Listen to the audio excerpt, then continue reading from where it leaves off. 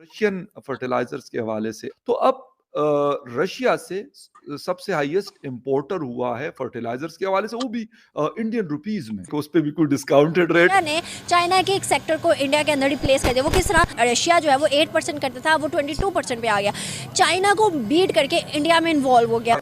कि रशिया जैसा मुल्क आपके सामने है, you have been a foreign minister and you know the foreign policy. Pakistan की मईशत को इस तरह देखते हुए आप क्या समझते हैं इकोनॉमिक इमरजेंसी होनी चाहिए? गवर्नमेंट की पॉलिसीज कह सकते हैं कि वो काफ़ी इफेक्टिव है। He increased the percentage of fertilizer supplies to India 7.6 times. तो 7.6 गुना 760% इंक्रीज है, 7.6 गुना उन्होंने फर्टिलाइजर बढ़ाया। और जाहिर सी बात है कोयला, फर्टिलाइजर और तेल ये रुपयों में अब डीलिंग हो रही है। जय हिंद, वंदे मातरम। दोस्तों, आपका फिर से स्वागत है मेरी एक नई वीडियो में। दोस्तों, रूस ने एक बार फिर अपनी दोस्ती निभाई है। रूस फिर भारत के साथ मजबूती के साथ खड़ा है। भारत और रूस ने मिलकर चीन को बड़ा झटका दिया है। रूस भारत को सस्ता कच्चा तेल देने के साथ साथ फर्टिलाइजर भी देगा, वो भी रुपयों में, क्योंकि पहले जो आयात निर्यात होता था वो डॉलर के माध्यम से होता था। रूस की इस सस्ती डील से चीन को भारी नुकसान होगा, तो भारत को इसका भरपूर लाभ मिलेगा। तो वीडियो अंत तक देखें। अगर वीडियो पसंद आए तो प्लीज इसे लाइक कर मेरे चैनल को सब्सक्राइब कर हमारा सपोर्ट करें। जय हिंद, वंदे मातरम। रशियन ऑयल का जिक्र तो मैं अक्सर कहता हूँ, हम इस पे बहुत सारे शोज कर चुके हैं, बल्कि बहुत सारे लोगों ने, बहुत सारे चैनल ने, बहुत सारे न्यूज़पेपर ने इस पे स्टोरीज की हैं कि इंडिया उससे रशिया से खरीदता है। लेकिन अब जो फर्टिलाइजर्स है उसके हवाले से भी, if I am not wrong, तो इंडिया नंबर 1 उसका इंपोर्टर है रशिया से।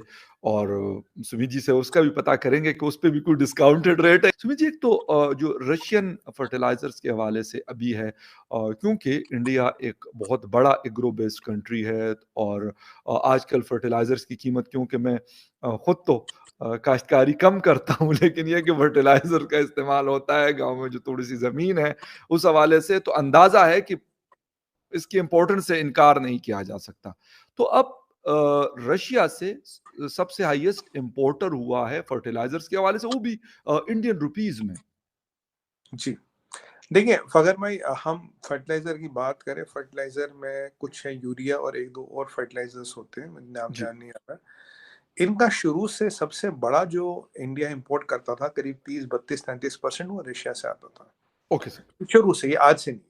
राइट। अब रशियन यूक्रेनी वॉर में क्या हुआ कि ये जो प्रोडक्शन है एकदम नीचे गिर गई। अगर फर्टिलाइजर नहीं आएगा, वो केमिकल कंपाउंड्स नहीं आएंगे, हमारे यहाँ नीम कोटेड यूरिया बिकता ताकि वो इधर उधर यूज ना हो, केवल फर्टिलाइजर में यूज हो। तो हम जो प्रोसेसिंग करते हैं, मान लीजिए एपीआई, जैसे मेडिसिन में कहते हैं एपीआई चाइना से लेते थे, यहाँ दवाई बनाते थे, वैसे ही हम कंपाउंड्स, बेसिक कंपाउंड्स हम लेते थे रशिया से और उनको फिर यहाँ बना के देते थे। और यहाँ तो फर्टिलाइजर सब्सिडी पे मिलता है, फर्टिलाइजर देना पड़ता है, इतनी बड़ी खेती होती है इंडिया में, इतने लार्ज लेवल होती है। कहीं ना कहीं फूड सिक्योरिटी का फर्टिलाइजर से लेना देना। आपके शो पे हम पहले भी बात कर चुके थे कि रशिया यूक्रेन से फूड सिक्योरिटी क्यों उत्पन्न हुई। 2 कारण हुए।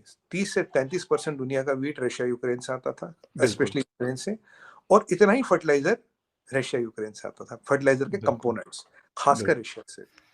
पीछे व्लादिमीर पुतिन ने एक बात बोली थी, बोला था कि भाई मोदी जी ने मुझे फोन किया और बोला कि हमें फर्टिलाइजर चाहिए। ये रशियन यूक्रेन लड़ाई चल रही थी, कह रहा मैंने 7.6 टाइम्स अपनी प्रोडक्शन बढ़ा दी और उनको अश्योर किया विल गिव यू, क्योंकि जो बीच में लैक्यू हो गया था। और फूड सिक्योरिटी को देखते हुए फखर भाई, अगर फर्टिलाइजर नहीं होगा तो कहीं ना कहीं प्रोडक्शन पे इम्पैक्ट आएगा। प्रोडक्शन पे इम्पैक्ट आएगा तो फूड सिक्योरिटी हमारे लिए नहीं, पूरी दुनिया के लिए एक मसला बन जाएगा। बिल्कुल भाई, हम 18% ऑफ द वर्ल्ड पॉपुलेशन है। तो इसीलिए व्लादिमीर पुतिन ने amidst in the peak of Russian Ukrainian conflict, he increased the percentage of fertilizer supplies to India 7.6 times. तो 7.6 गुना 760% इंक्रीज है, 7.6 गुना उन्होंने फर्टिलाइजर बढ़ाया। और जाहिर सी बात है कोयला, फर्टिलाइजर और तेल ये रुपयों में अब डीलिंग हो रही है। जी जी। और ये जरूरी था हमारे लिए, हमारी फूड सिक्योरिटी को लेते हुए जरूरी था।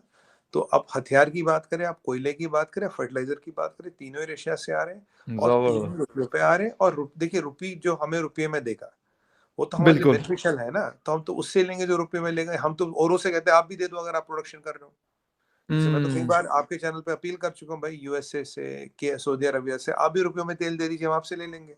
कोई जरूरत थोड़ी है रशिया से लेना, जो रुपये में देगा बेनिफिशियल है, फॉरेन एक्सचेंज बचता है। जी जी। अगर आप दुनिया में हर जगह देखेंगे कहीं ना कहीं चाइना का स्क्रू हर तरफ से टाइट होता आपको नजर आएगा। तो अब यहाँ पे अब जो अमेरिका की जो चाइना के साथ है वो तो चल ही रही है, पर अब देखा आपने देखा फॉक्सकॉन के कारखाने में भी आज न्यूज आई कि बहुत हंगामा हुआ।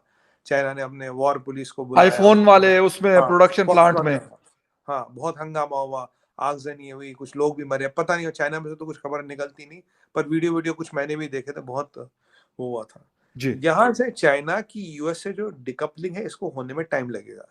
जहां से वहां से डिकपलिंग हो रही है यहाँ से रिकपलिंग की जाए ना, ये थोड़ी कि जब ये खत्म हुआ तब ये शुरू करेंगे। जी। ये ऐसे गियर में जैसे ऐसे से गियर हट रहा तो कहीं और फंसेगा ना।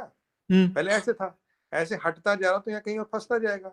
जी। वो अपने रास्ते में अपने रास्ते, तो ये रिकपलिंग और डिकपलिंग एक साथ हो। वो दोनों मिल के मतलब सामने आ रहे हैं। और इंडिया की पॉपुलेशन इतनी ज़्यादा है, उनकी है कि लोग वहाँ पे इन्वेस्ट करना पसंद करते हैं, उनके साथ ट्रेड करना पसंद करते हैं एज़ कम्पेयर टू चाइना। लोग पहले चाइना के साथ पूरा इनका जो पूरा वर्ल्ड है वो चाइना के साथ ट्रेड करता था, क्योंकि उनको उसमें इन्वेस्ट करने में उनको प्रॉफिट मिल रहा था, उनको कंपेटिटर नज़र नहीं आ रहा था। लेकिन अब जो सा है चाइना के कंपेटिटर सामने आ चुके हैं जो कि रशिया और इंडिया है। लोग उनकी तरफ माइल हो रहे हैं क्योंकि उनको उनके साथ बेनिफिट ज़्यादा नज़र आ रहे हैं। अगर हम चाइना की बात करें, डे बाय डे उसमें जितनी भी मल्टीनेशनल कंपनीज हैं, जितने भी बड़े बड़े सेक्टर्स हैं, वो सब मूव ऑन कर रहे हैं इंडिया। क्या फ्यूचर लग रहा है आने वाले प्रेडिक्शन में, क्योंकि IMF का कहना है कि इंडिया सुपर पावर होगा? नो डाउट इंडिया जिस हिसाब से तरक्की कर रहा है, जो उनका ग्रोथ लेवल है, इंडिया बीट कर देगा चाइना और अदर कंट्रीज़ को जो कि इस टाइम सुपर पावर्स हैं। और पूरी दुनिया के अंदर टेक्नोलॉजी के अंदर इंडिया ने अपना नाम मनवाया हुआ है। हर आपने सही कहा कि बिल्कुल हर बड़ी कंपनी का जो CEO है वो एक इंडियन होता है। और अगर वो इसी तरह से करते रहे तो मुझे लगता है कि अगर आने वाले को 10, 15, 20 सालों के अंदर सुपर पावर इंडिया ही होगा। अगर हम बात करें इस टाइम की, तो पाकिस्तान की ट्रेड आपके सामने है, प्रेजेंट हालात जो हैं पाकिस्तान के वो भी आपके सामने है। लेकिन आने वाले टाइम में कैसा लग रहा है? IMF का कहना है जहां इंडिया सुपर पावर बनेगा वहां पाकिस्तान 75% जो है बैंकरप्ट होने के चांसेस है। क्या लगता है आपको? पाकिस्तान के जो करंट क्राइसिस चल रहे हैं और मुझे लगता है जब तक ये स्टेबल नहीं होगा हमारा कंट्री